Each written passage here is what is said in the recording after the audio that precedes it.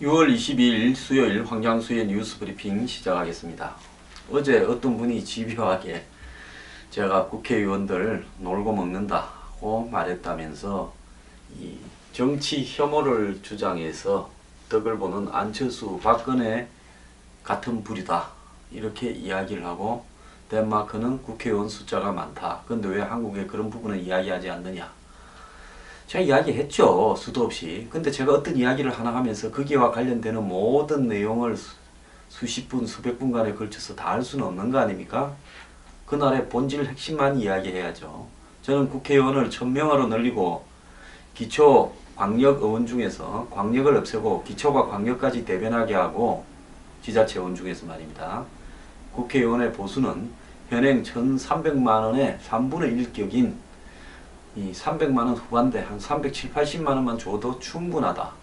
그렇게 되면 그야말로 이 거대 기득권 세력의 국회에 대한 로비가 불가능하게 것이고 자연스럽게 다당제가 이루어질 것이다. 왜 그런 길을 택하지 않는가라고 이야기했습니다. 그러면 국회의원이 출판 기념회도 못하게 하고 이렇게 되면 그야말로 별 볼 일 없는 자리라서 특권도 없는 국회의원 안 하려고 들 겁니다. 진짜 봉사할 사람들만 자전거 타고 걸어서 와서 열심히 하겠죠. 그것이 옳은 세상이라고 보고 있습니다. 정치에 목을 메고요, 한마디로 누가 잡느냐에 자기 인생을 걸어서 광분하는 빠돌이 국민들은 제가 봤을 때 불행을 자초하는 거고 정치의 노예가 되기를 스스로 자청한 겁니다. 정치에 속박당하지 마시고요, 정치를 더욱더 많이 혐오하십시오. 그래야 세상이 바뀝니다. 자, 또 어떤 분이 이랬어요. 황장수 변희재는 왜 민변 사태에 침묵하는가? 자, 19일날 이 민변이 탈북한 여종업원 12명, 또 어떤 분이 저한테 글을 보내왔습니다. 올 때는 13명이었는데 왜 12명인가? 자, 남자 지배인 1명에 여자 종업원 12명인데 북한은 그 중에 서경아라는 여종업원 1명이 사망했다라고 주장하면서 난리를 치고 있죠. 그분 살아 있습니다. 자, 그래서 이 부분에 대해서 제가 이미 한번 이야기를 했죠. 19일날 이것이 이제 민변이 인신보호 구제 심사를 냈고, 그렇게 내면서 이야기를 해야지 내기 전에 제가 뭐라고 할 이유가 있습니까? 사회적 이슈가 된 사건에 대해서 이야기를 해야죠. 황장수 이야기 이미 했고요. 또 합니다. 근데 하나 좀 물읍시다. 보수도 아니고 아스팔트 보수도 아니고 변절자다, 위장 보수다 이러는데 또 이럴 때는 또 황장수 변희재 찾습니까? 황장수 변희재가 세상의 모든 상황에 대해서 다 언급을 해야 됩니까?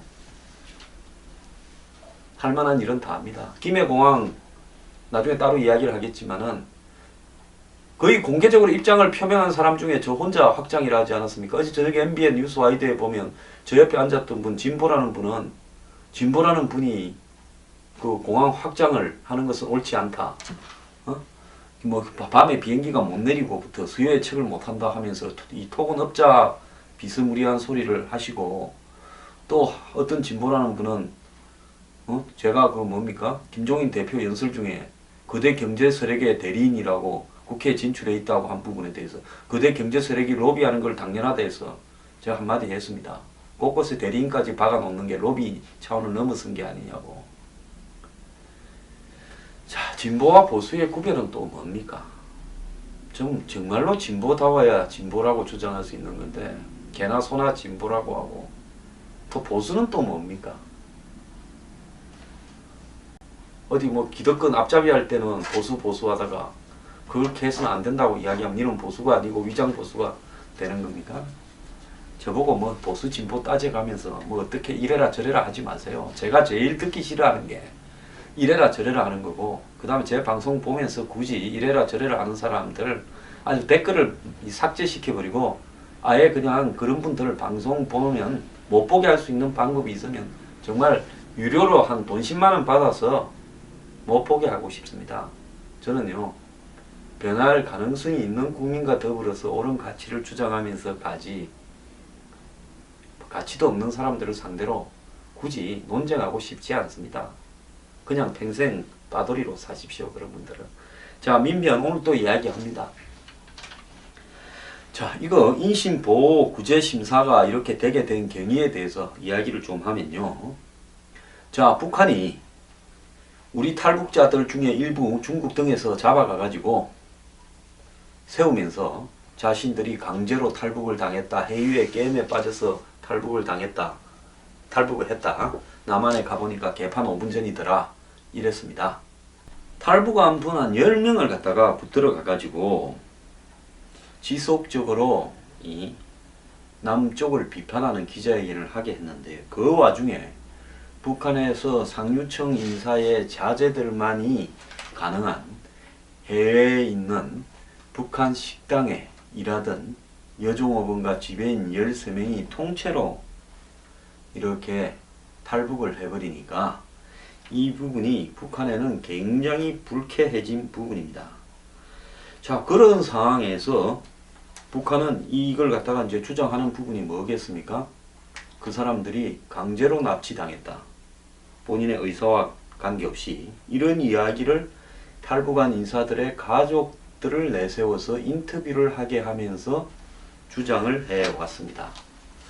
자, 이 탈북한 사람들의 인터뷰를 갖다가 이제 해외로 소개하면서 문제를 제기한 사람은 이 종북 인사, 미국에 있는 노길남입니다.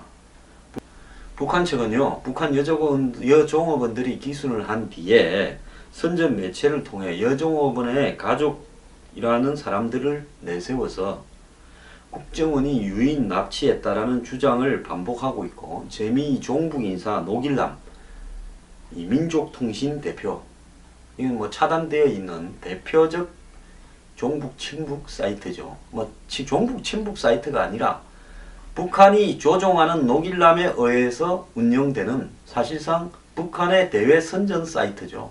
이 노길남, 지난번에 신은미 방북 사건, 뭐 국내에서 또 무슨 통일 강연회 하고 다닐 때 또 등장했던 사람 아닙니까?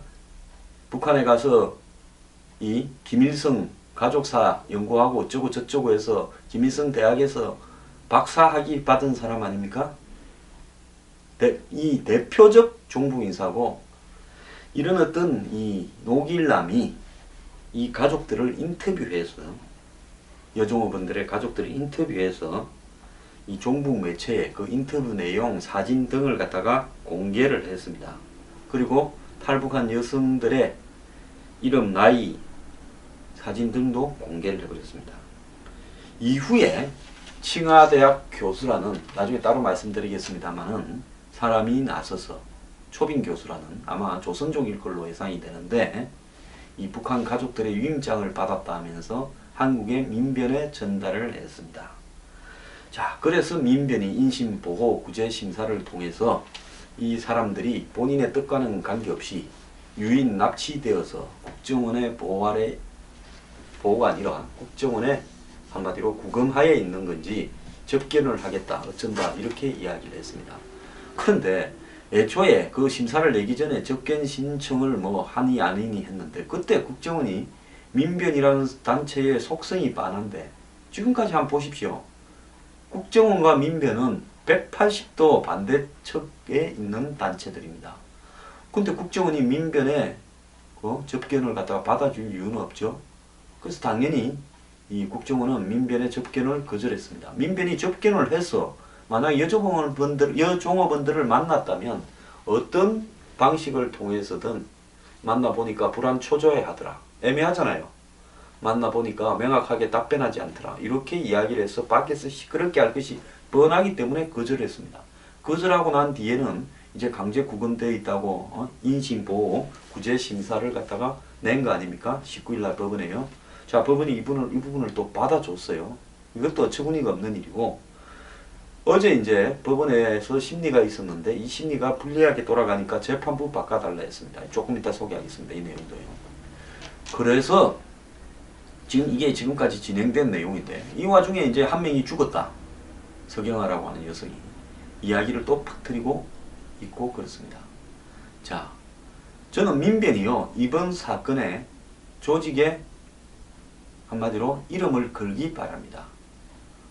이 사건의 대행에 있어 민변이 명색이 변호사면 합리적이고 이 법치주의에 따른다라는 전제 그리고 민주주의 원칙에 따른다라는 전제가 포함되어 있는 단체라고 보고 있습니다. 과거에 뭐 독재와 뭐 강제 구금 이런 인권이 우리 사회에 솔직히 억압되던 시기도 있었습니다. 이런 시기에 민변이 어떤 역할을 했지만은 저는 그 이후에 민변이 친북 종북화되었다. 적어도 북한 문제에 관해서 매우 잘못된 방향으로 가고 있고 간첩으로 의심받는 사람들의 인신을 보호하기 위해서 더 열심히 뛰었다.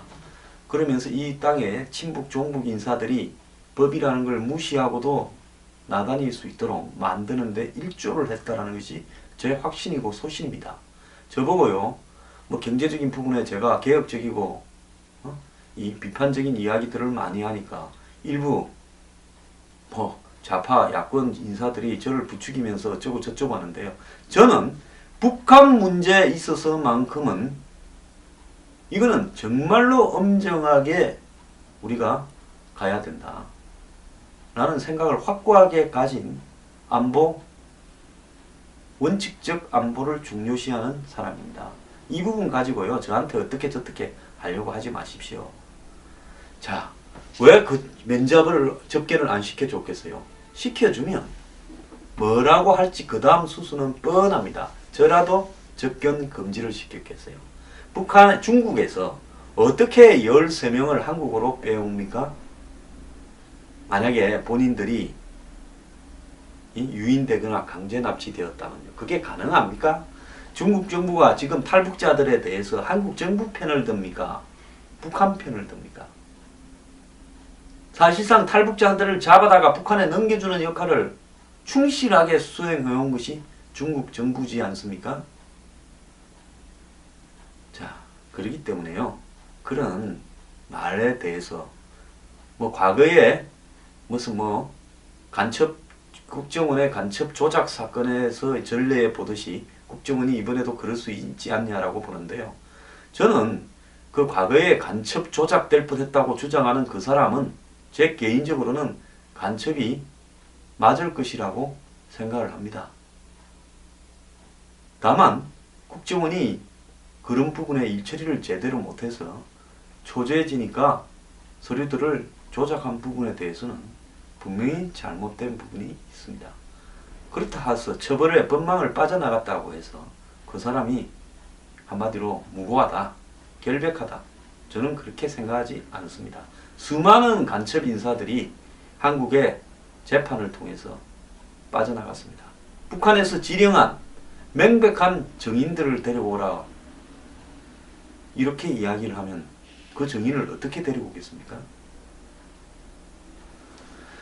자, 대한민국의 안보가요 개판이 되었습니다. 저요 진보면 진보, 보수면 보수, 틀린 거는 확실히 이야기하는 사람 아닙니까? 대통령한테 대해서조차도 잘못한 건 잘못했다 이야기하는 사람입니다.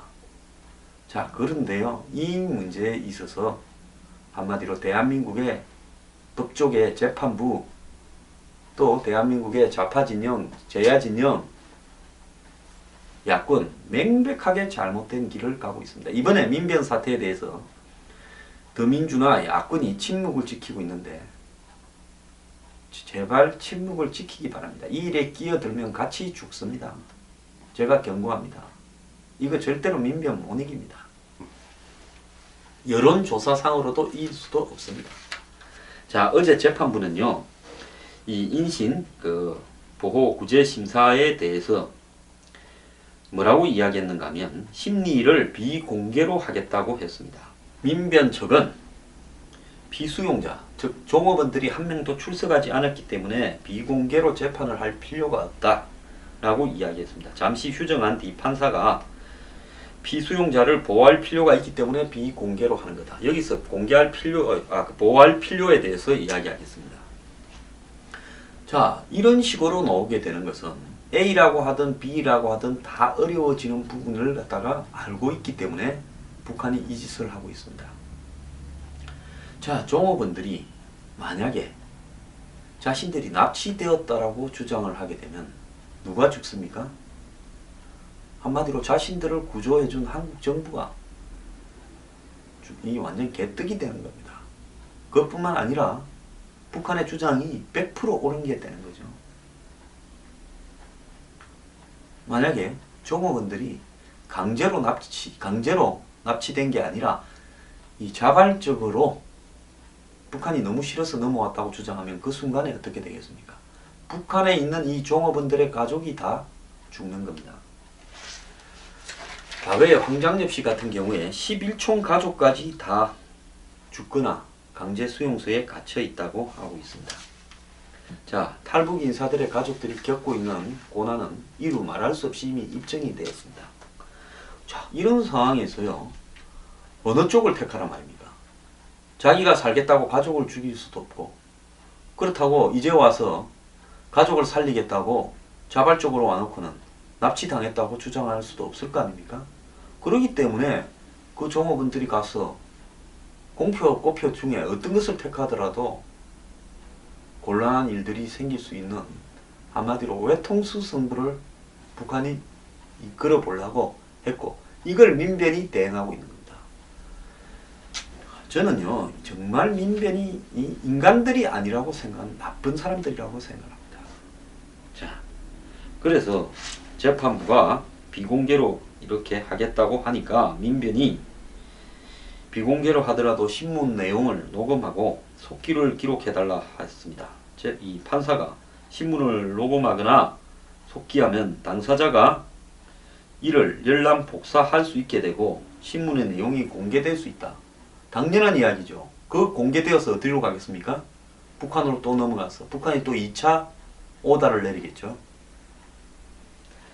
자, 판사는 민변 측에 이 사건의 위임이 적법한지 여부에 대해 그 근거를 추가로 보완해달라고 요구했습니다. 자, 민변은 앞서 중국 칭화대 초빙 교수로 있는 친북 인사 정기열 씨를 통해 종업원들 가족의 위임장을 받았다고 법원에 냈습니다. 정 씨가 민변 대표로 이메일 자료를 보내왔는데 어떤 경로로 입수했는지 모르겠다, 이렇게 이야기를 했습니다. 결국 이 판사는 민변의 위임장 입수 경위에 대해서 설명이 충분치 않다고 본 겁니다. 이 말이 무슨 말인가 하면, 너네들이 그 무슨 이메일로 대표한테, 민변 대표한테 왔다고 해서 수임을 하느냐, 그거 정확하게 한번 이야기를 해봐라. 자, 정말로 이메일로 와서 수임을 했다고 보십니까? 거기에 이 친북 커넥션들이 가동되었다고 보지 않겠습니까? 그래서 그거 한번 까봐라. 너가 진짜 북한의 가족에 의해서 위임받았느냐? 그 이야기를 한 겁니다. 이 판사는 민변 측에 이번 청구를 낸 이유를 진술해달라고 요구했으나 민변 측은 이를 거부하면서 종업원들을 불러내야 된다라는 말만 반복했다고 합니다. 그리고 이 민변이 재판부 기피 신청을 내면서 심리가 끝났습니다.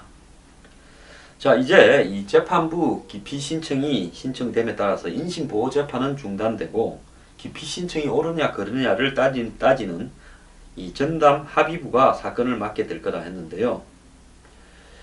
자, 그래서 서울중앙지법이 이 기피 신청을 기각하면 고법 대법원에 또 항고 재항고를 내기 때문에 시간이 상당히 걸릴 거다. 결국 정치쇼 하자라는 겁니다.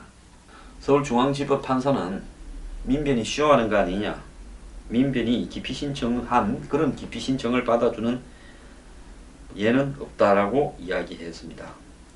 솔직히 민변의 인신보호 청구는 제도 도입 취지에 맞지 않다. 정신병원에 있는 사람 꺼내는 거를 국정원의 보호에 있는 사람들을 끄집어내겠다라는데 썼다라는 것이 맞느냐라는 것도 그렇고요. 그 다음에 법을 빙자해서 정치 행위를 하고 있다. 자, 이제 일이 저 뜻대로 안 될 것 같으니까 시간 끄는 쇼에 들어갔습니다. 대한민국 민변은요, 이번에 이 사건의 결과에 따라서 저는 해체되어야 된다고 보고요. 한마디로 종북 친북 단체로서 강제 해산을 할 방법이 없는가도 이렇게 고민되어야 된다고 봅니다.